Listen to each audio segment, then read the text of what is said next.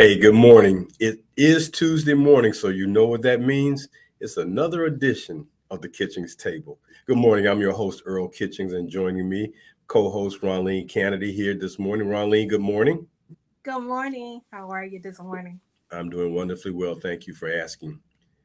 How are you this morning? I am great. Thank you. All right. Well, we're going to have a great show. If you're great, we're going to have a great show. Yes.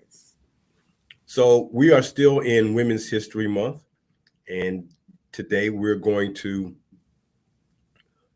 honor those women who have been able to serve in our armed forces for over a century and a half. And those ladies have done themselves proud, I will say that, for not only just serving, but moving up the ranks into the high ranking positions, generals for both the Army, the Marines, the Air Force. I'm not so quite sure about if there have been any admirals in the Navy, but regardless of that, we have had a lot of outstanding women to serve our country. And this dates back to no earlier than the Civil War. And when we talk about the women who have done this for this long, and the fact that they've overcome so many obstacles, in addition to being allowed to be a member of the armed forces and to be a member of our army for the most part during the Civil War. The discrimination has always been one of the key obstacles that they face.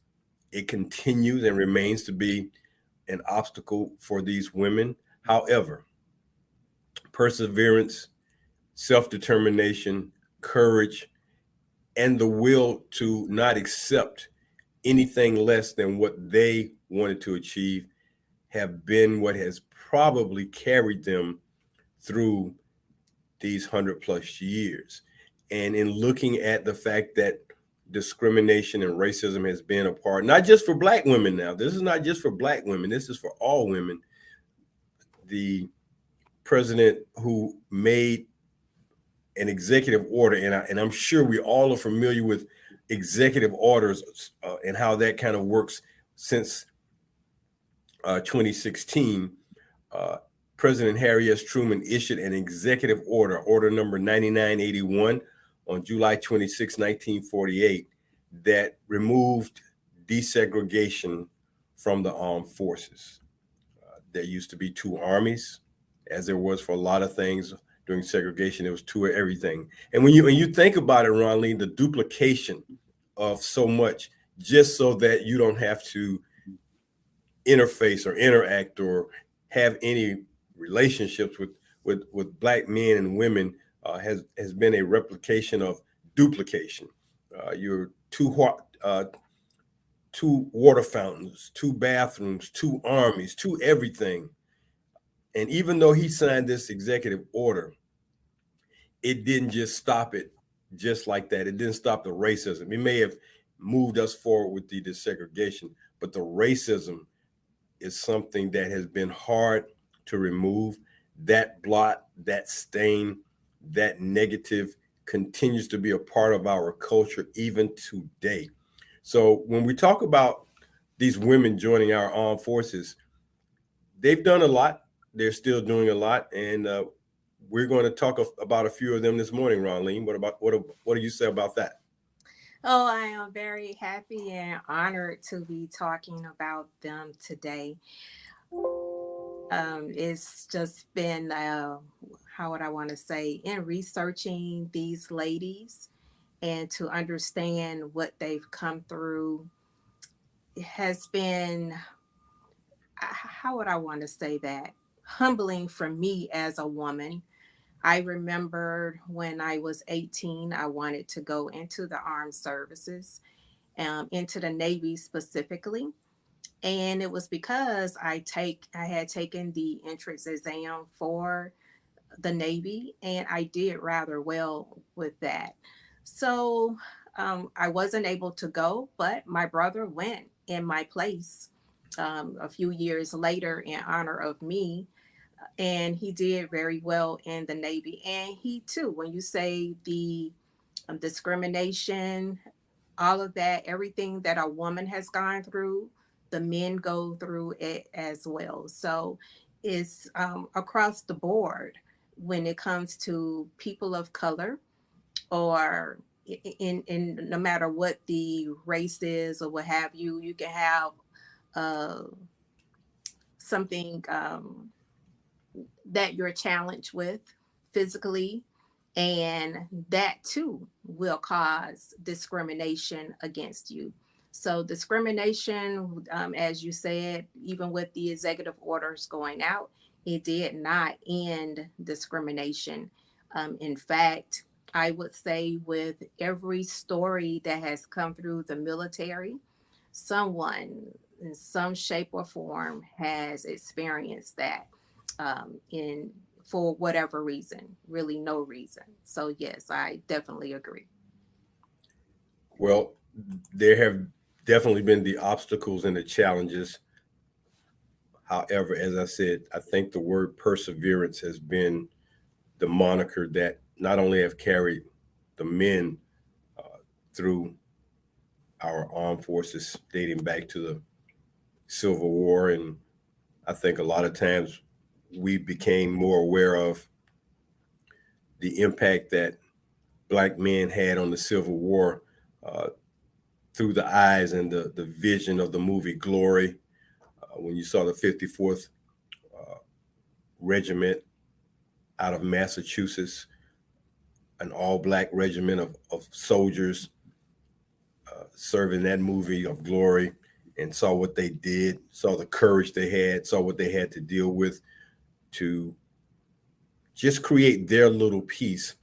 And from that war, the Spanish American War, World War One, black men have fought in defense or for this country in many, many ways. However, their recognition has always been minimized.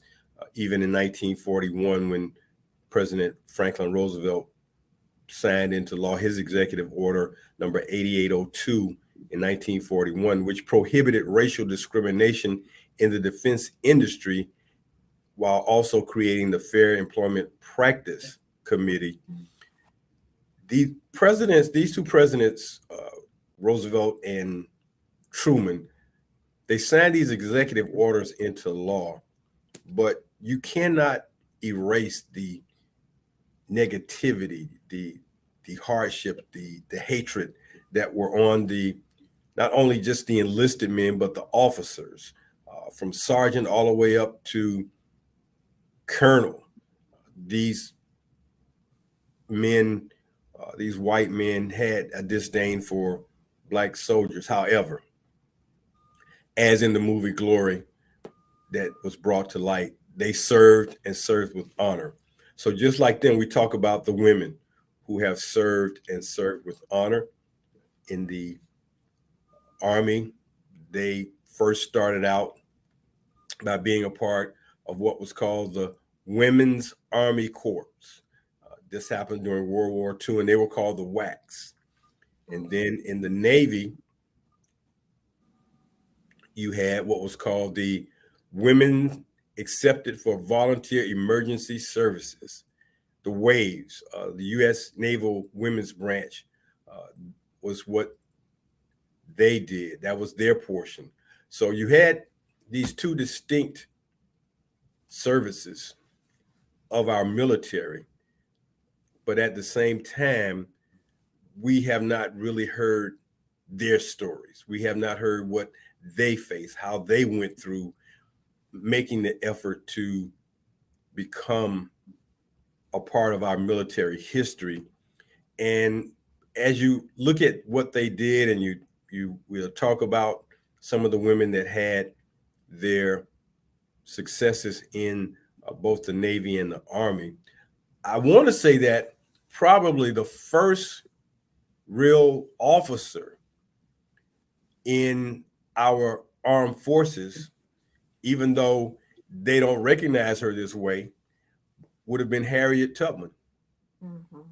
because Harriet Tubman was a member probably a volunteer member, probably a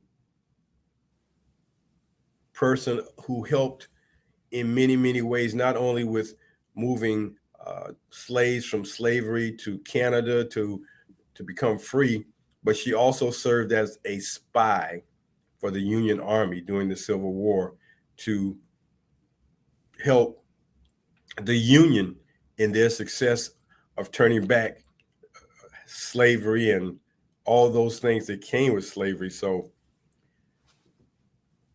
I guess that's where we would start with her. And then we talk about all these women who have come after her, Ronline.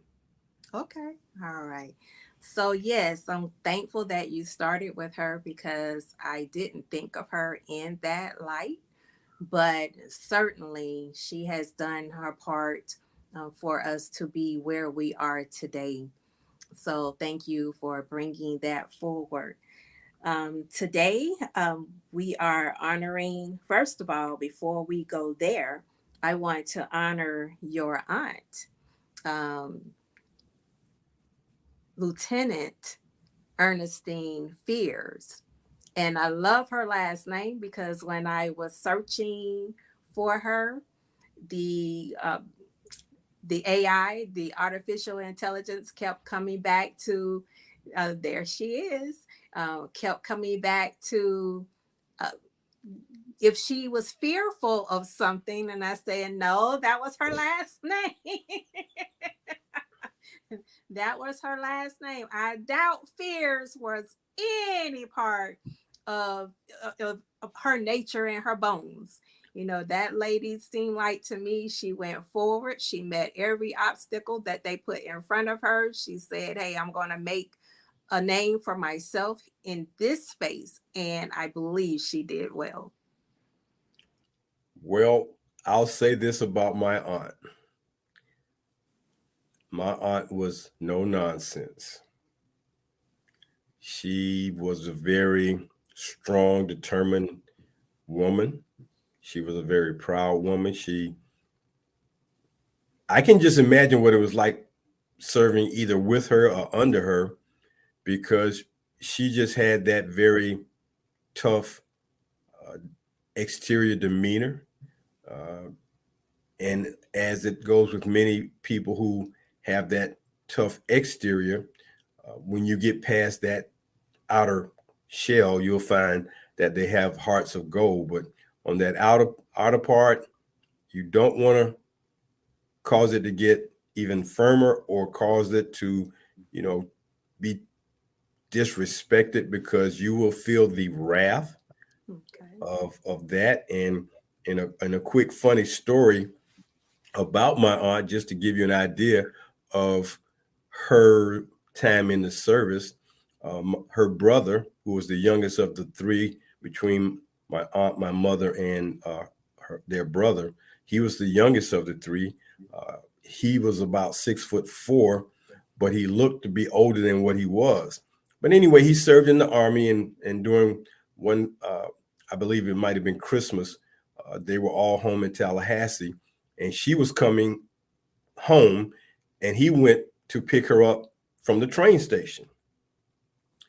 And I'm told that he went to pick her up. I don't know if he was in uniform, but based on the way the story was going, it sounded like he was in uniform. And he went to pick her up. And when that happened, instead of there being kind of a brotherly, sisterly embrace, what she said to him was, "Come to attention, soldier." And that kind of set the tone for that. Like, don't disrespect this officer standing in front of you. You come to attention. I don't care if I'm your sister. You come to attention. So Understood. you can, we had a laugh about that because it's like who would do that to their brother? Hey, she was a lieutenant in the United States Naval Reserve. She took it serious. She took her responsibility service, and because of that, uh, she served our country well for the time she was in the Navy. Oh, yes. So, like I said, I don't believe there was any ounce of fear in her fiber. If anything, people needed to fear her. I So, know I did.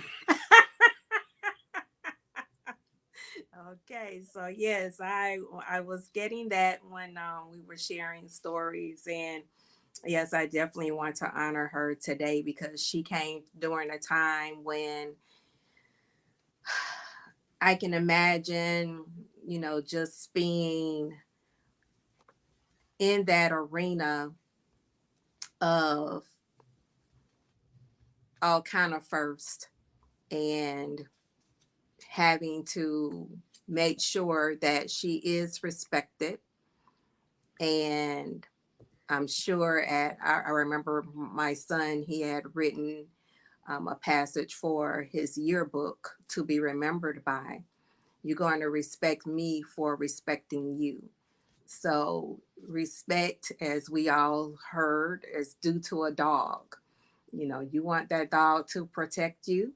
You do what needs to be done in order to show that dog that, hey, you are respected, you are honored, and in return, I expect your protection. So I'm glad that she got a chance to earn her way, and I am just so happy about that. Now, let me.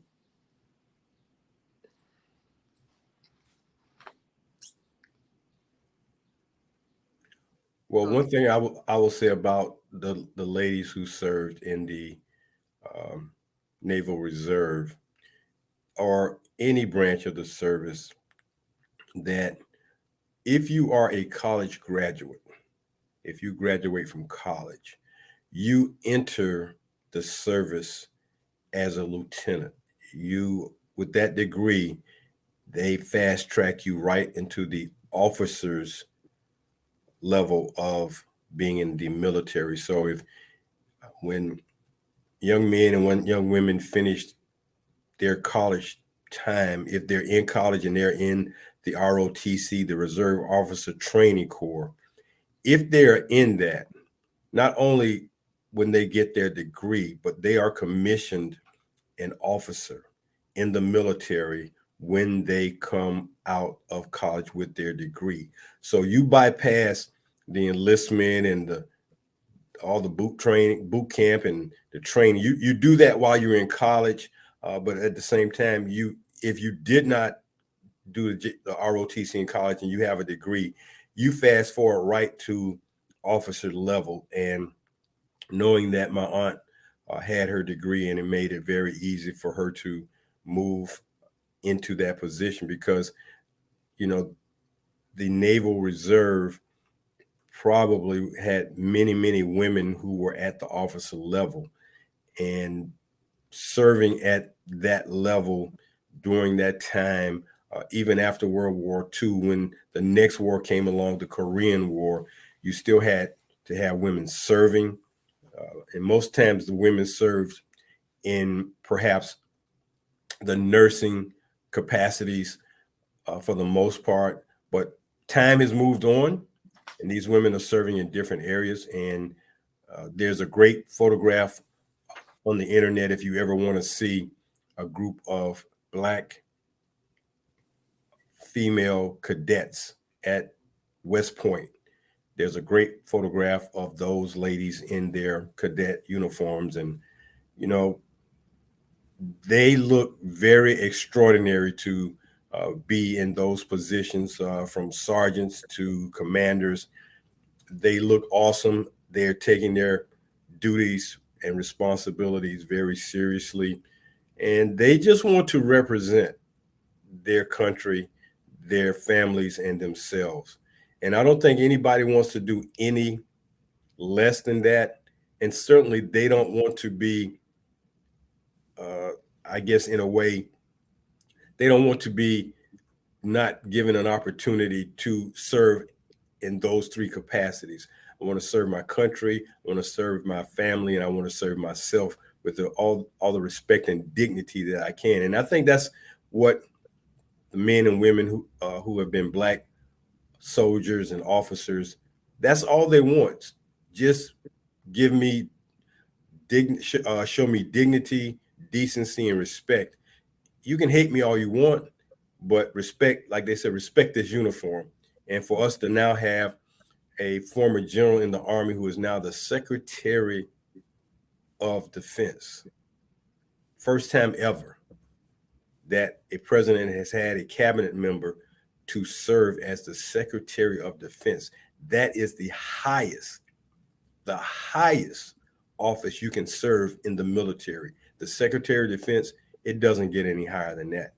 Uh, Beyond the president, if you're in the military, the buck stops with him. Mhm. And he is serving well. General Austin serving very well right now. Okay. Well, thank you so much for adding General Austin, because that is an honor as well, that we are steadily trailblazing our way to um, distinction, if you will, and through inclusion, if you will, and through all the systemic obstacles that we have had throughout the years in our U.S. history. All right. And I see that Angel Stevens has joined us today, and I want to take the time to honor her. Angel Stevens was a veteran, is a veteran, should I say. She was the captain in the U.S. Army, motivational speaker today, entrepreneur. She's the author of Keys to a Game Lifestyle, 30-day to a turnaround. And she is an A Game action coach.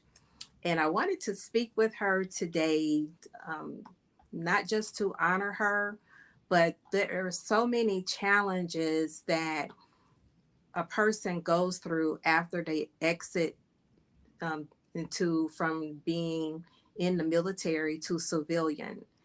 And I wanted to talk to her today, hopefully to encourage others, other veterans that are trying to, a lot of them end up in a homeless state. A lot of them end up just on a lot of, just dealing with a lot of challenges, whether it is PTSD or whatever their challenges are. So I wanted to take the time to speak with her, and we'll bring her on when she's ready. All right, now what I found when you're talking about serving with honor and being an inspiration, Earl, what I found during this research is Mary McLeod Bethune. She did not serve in the military, but she did play a significant role in supporting the war during World War II. In 1940, President Franklin D. Roosevelt appointed her to serve as a special advisor on minority affairs and to the National Defense Advisory Commission. And she later became a director of the Division of Negro Affairs in the National Youth Administration. In these roles, Bethune worked to promote the inclusion of African Americans in the war effort and advocated for greater opportunities for Black workers in the defense industry. She also helped to establish the Women Army Corps, WACS, as you mentioned, and supported the recruitment of African American women in the military. And while Bethune did not serve in the military herself, her advocacy and leadership helped pave the way for future generations of African American women to serve with distinction in the armed forces.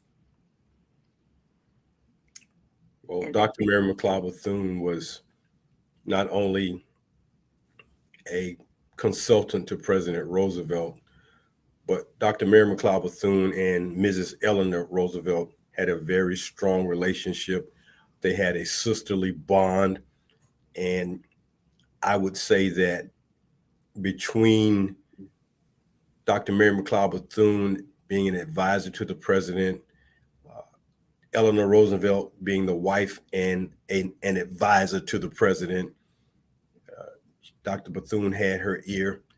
And I believe whatever the president may have moved on or pushed forward, part of that would be because of Dr. Bethune indirectly having a relationship with Mrs. Roosevelt, and Mrs. Roosevelt being the woman that she was and the force that she was in the life of the president, probably really had some very strong conversations with him that caused him to move forward, because there was probably not going to be any peace in the White House if he did not move some of those things forward. And I can imagine she did not want to disappoint her friend, Dr. Mary McLeod Bethune, who she probably held in very high regard, and disappoint her by telling her, well, Mary, I couldn't get it done. Franklin didn't want to do it. Ellen, he didn't want to do. No, she was not that kind of woman. She probably told her, don't worry, I'll speak to Franklin and we'll move that forward. So those two women made a great tandem. I'm thankful that Dr. Bethune was able to have a relationship with Mrs. Roosevelt so that some things could be moved forward. And they did get moved forward. And I'm glad that the next president behind President Roosevelt, President Truman, made good on making sure that, at least in the military, we were not going to tolerate the blatant racial discrimination and racist things that were going on with the men, i.e., and the women during that time. So thankfully, she was in place to do what she did. Yes. And the next person I want to honor today is Major Delia H. Rainey.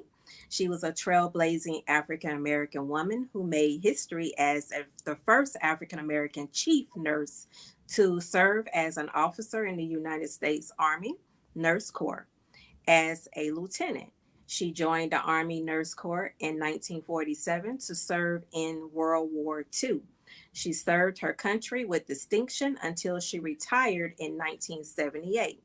She graduated from Lincoln Hospital of Nursing in Durham, North Carolina. During her career, Major Rainey played a significant role in advancing the nursing profession and promoting diversity and inclusion in the military. She served in a variety of leadership positions, including a chief nurse at various Army hospitals, and was instrumental in developing training programs for nurses in the Army. In recognition of her contributions, Major Rainey received numerous awards and honors, including the Legion of Merit, the Army Commendation, Commendation. Commendation of a Medal, and the Florence Nightingale Medal from the International Red Cross. She passed away in 2013 at the age of 89, but her legacy as a pioneering African American woman in the military and in the nursing profession continues to inspire others. Very good. While we're at this moment, let's take a quick break and let everyone know that this is the Kitchings Table, heard every Tuesday morning at 10 a.m. on Awesome Radio, WBISLP 106.9 FM. You can also catch us on Facebook Live, YouTube, Roku, and GPAC 23 online. Those are the other social media outlets you can find us. But we're here every Tuesday morning on WBIS LP 106.9. So find you a cup of coffee or a cup of tea and join us every Tuesday morning at 10 a.m. and see what we have for you here at the table going on in the world and around the world. Thank you so much for that. And so I'm going to, before we bring Angel Stevens on, I want to finish up the next few minutes and talk about honoring Olivia J. Hooker. She lived from 1915 to 2018. She was an African American psychologist, civil rights activist, and one of the last survivors of the 1921 Tulsa Race Massacre. She also received a member of she also served as a member of the Women Accepted for Volunteer Emergency Service, WAVES, during World War II. During her time with WAVES, Hooker was the first African American woman to be admitted to the United States Coast Guard. She was part of the SPARS, the acronym derived from the Coast Guard's motto, Semper Partus, always ready program, and worked in Boston, Massachusetts, and Palm Beach, Florida. Hooker testified before Congress in 2005 about her experience during the Tulsa Race Massacre, in which she and her family lost their home, income, and business.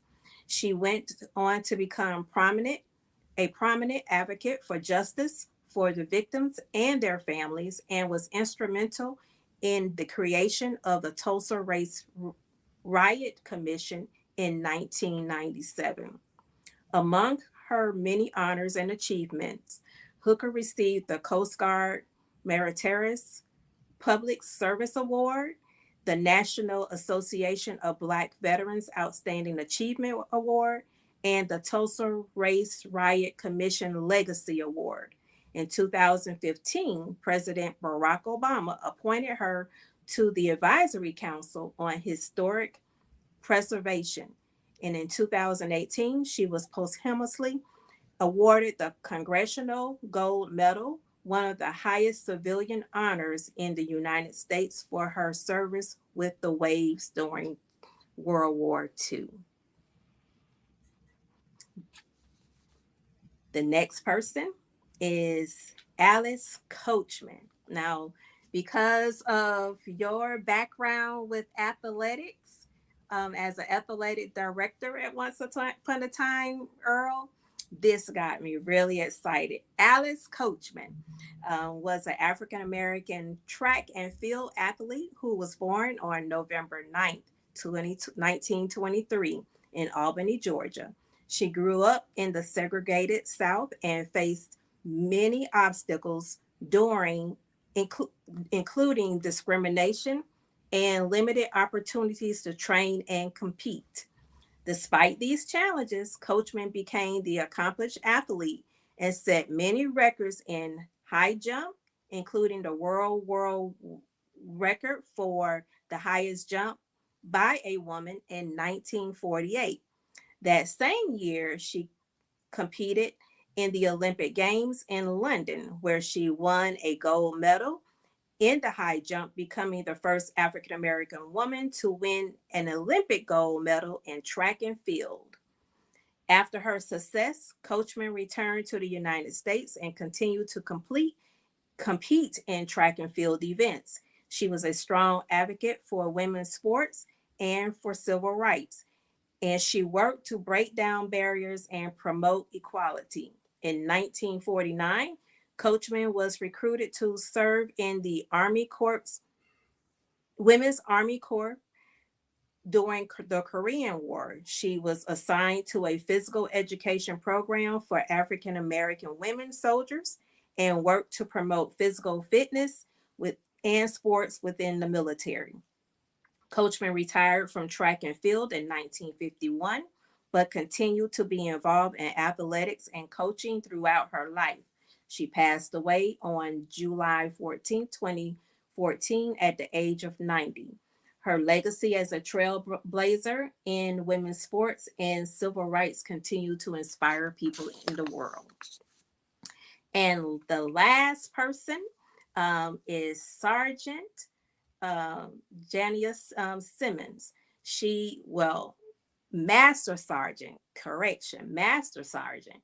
She quickly rose through the ranks and achieved several notable achievements, including first African American female to complete the Army's grueling Ranger School in 2019.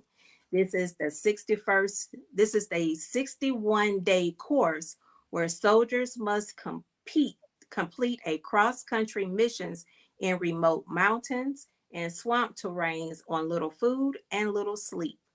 This course has been open to women since 2015, 2 years after the Pentagon officially lifted restrictions against female troops serving in combat. She is also the first female battalion commander of the 3rd Cavalry Regiment in 2017, first female brigade command sergeant major of the 4th Infantry Division in 2020. As a trailblazer in the Army, Simmons is continuing to break barriers and promote diversity and inclusion. In 2021, she was appointed as the Army's first Chief of Diversity and Inclusion, a newly created position aimed at addressing systemic racism and fostering a more inclusive culture within the military. In this role, Simmons is working to implement policies and initiatives to increase diversity in the Army's ranks and to ensure that all soldiers, regardless of race, gender, or sexual orientation, have equal opportunities for success. She is also focusing on addressing issues of bias and discrimination within the Army and creating a more welcoming, supporting um, environment for all soldiers. Today, Simmons continues to serve in the Army as Chief of Diversity and Inclusion. She remains committed to promoting equality and fairness in the military. Now, I put her as the one to watch. So I'm looking forward to what she is going to do next. I was looking at one of the articles that she posted, and she is proud of the things that she has been able to do in the military segment in order to make a difference. Okay. All right. So now I'm hoping that we can now have an interview with Angel Stevens. As I said, that she is a Army veteran. She went in as private first class, and now when she came out, she was captain. She also went through a lot of things that we just discussed today. She is a motivational speaker, entrepreneur, and she is a new author of Keys to the A Game Lifestyle 30 Days to a Turnaround. And she is an A Game action coach. Welcome, Miss Stevens. Good morning, or yes, still good morning. Thank you for having me. It's Cannady, Mr. Kitchens, glad to be here. Well, we're happy that you are here. So, as a disclaimer, I have been knowing Angel Stevens now seems like forever, but I do remember we are a part of an organization together. And I'm so thankful to this day of being able to meet you. I was introduced to you by our people that's part of our organization still to this day. And I'm proud to say that I too am a recipient, you as a mentor, having you as a coach, and being able to break barriers myself of things that I thought that I could never do, even in today's world today, just engineering this show. It's like, okay, I was asked to do it, is was left in my charge to bring this show forward. So today we are here, and I wanted to, like I say, honor you today for being a veteran, and just tell us a little bit about the challenges that you had just coming in. You were the first to graduate college in your immediate family. I was reading that in your bio, and you and I have talked about this story, but I want you to tell the world about your story. Well, great. Thank you for having me. Well, I guess as far as that part is, since I was young, one of my missions has been to stop the poverty line in my family tree. And I know when most people think of poverty, they think of only finances. But when I think of poverty, it's what are you lacking in all areas? And so for us, it was in the education side. When you look in the relationship side, and as well as finances. So on the education side, I've had a couple of cousins that would had ended up in college, but they didn't finish. And so it was really important for me to be able to do that. And, my mother isn't a college graduate, which there's nothing wrong with that at all. So my exposure to it was from those in the youth group and friends I had whose parents were instilling, hey, go to college. This is this is what they had done as well. And of course, my mom would say, go to school and get the good grades and go as far as you can possibly go. But she could only share up to the point that she's been. She understood, sure, you should go to college, but the exposure of it from other kids in other areas and seeing it. And all I could think was, hey, I want that too. And of course, it helped, in my age range, growing up, they had the Cosby Show on, and you see all those things where the kids were going off to school, and it was inspiring. And I thought, hey, I can have that too. And I understood that if I wanted to have a better life, at least that's what we were taught, during that time frame. You want to go to school, you want to go to college. And so I had this dream that that was going to happen, and I was going to get all that I could possibly get. Um, in my time frame. I still think that to this day, to get all I can possibly get by doing all that I can possibly do. So that's really kind of how did that started, watching other folks. And I didn't want to be left behind. I think that everyone has something, in their little corner where they have. And for me, I was like, I just don't want to be left behind. If they can, I can too. So that's what happened for me. And you mentioned being in the service, in the military, which I was, and was going to college all through the military as well, and got an opportunity to participate in a program that I competed for and won and so forth, and which is what helped with my transition from going from enlisted to commission. But ended up transitioning to a university in California, which was really big for me, and ended up graduating from University of Southern California. So hopefully that gives you a little scale of that. Okay. And what was your time like when you were serving in the Army? Um, I had some really great times. You had some up times and some down times, but for the most part, I learned so much about myself, and how to navigate in society and to move around different people and how to function when it came to different types of relationships and so forth, and how to handle myself in different rooms. And, people say, well, is the Army good or is the Army bad? And I believe, yeah, it's an institution, but what really makes the Army is people. And so here's the great part about it. There's amazing people in the world, and then there's some not so great people in the world. But you know what? It's not many of them, right? It's only maybe about 10 or 15. They just kind of move around a little bit. That's what one of my coach and mentors said. But I had some interesting times, and I wouldn't trade it for anything. Okay. All right. Now, did you experience discrimination while you were in the Army? I had moments of it, yes. Okay. Would you elaborate for the for people who are going through that right now? Would you give them some encouragement? And just like what I was talking about, Major Sergeant Jania Simmons, who is set out on a mission to make sure that she breaks barriers. So, can you share what you would recommend for people who are going through that right now? Well, one is being aware. Awareness is the biggest thing, and basically is learning how not to react to it, but to respond to it.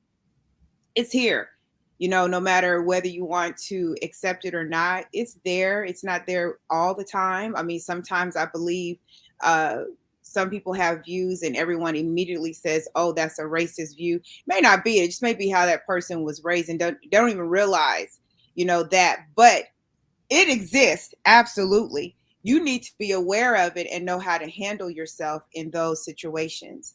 Um, that's the first part. Second part is to make sure that you're doing your part to put yourself in the best place.